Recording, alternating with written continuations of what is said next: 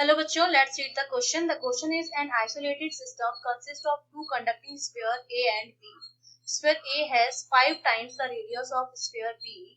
Initially, the spheres are given equal amount of positive charge and are isolated from each other.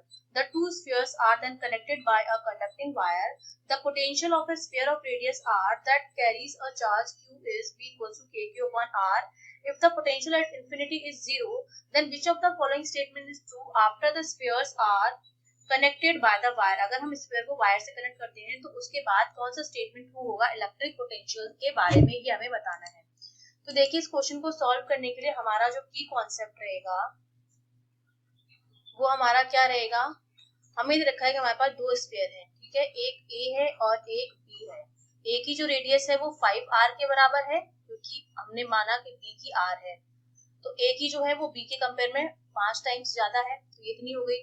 दोनों पर same charge दिया गया, तो इस पर भी चार्ज क्यू है, इस पर भी चार्ज क्यू है। दोनों की रेडियस डिफरेंट है, तो दोनों के लिए जो सी आएगा, कैपेसिटेंस जो आएगा दोनों का वो अलग अलग आएगा, ठीक है। इसका कैपेसिटेंस आ जाएगा C1, इसका हो जाएगा C2, जो बराबर होगा ये 4 पाई एप्सिलॉन नॉट r के बराबर होता है।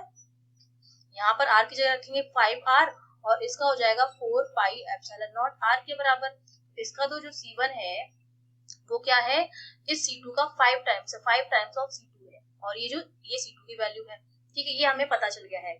जब इनको हम वायर से कनेक्ट करते हैं तो क्या होगा, दोनों का जो चार्ज है वो इक्वल अमाउंट ऑफ चार्ज है, ठीक है, दोनों का चार्ज जो है सेम है, क्योंकि अगर डिफरेंट चार्जेस होते हैं तो क्या होता है, चार्ज का फ्लो होता है एक से दूसरे की तरफ, जहां पर हाई चार्ज से लो चार्ज की तरफ जाते हैं, और ये तब तक जाते हैं जब तक कि दोनों का जो पोटेंशियल है वो सेम नहीं हो जाता, ठीक है। ये तब तक मूव होता है जब तक कि दोनों का पोटेंशियल जो होता है वो सेम नहीं हो जाता है, ठीक है।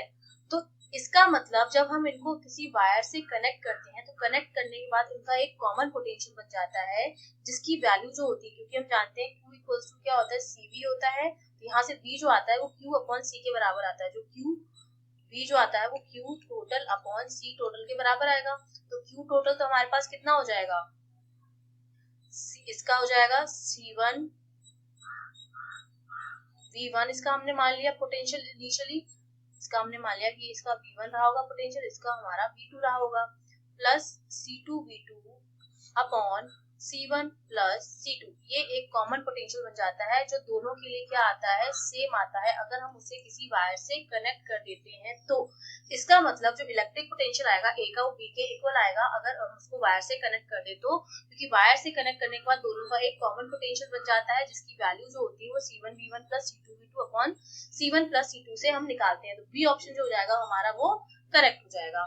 I hope you understood well, all the best.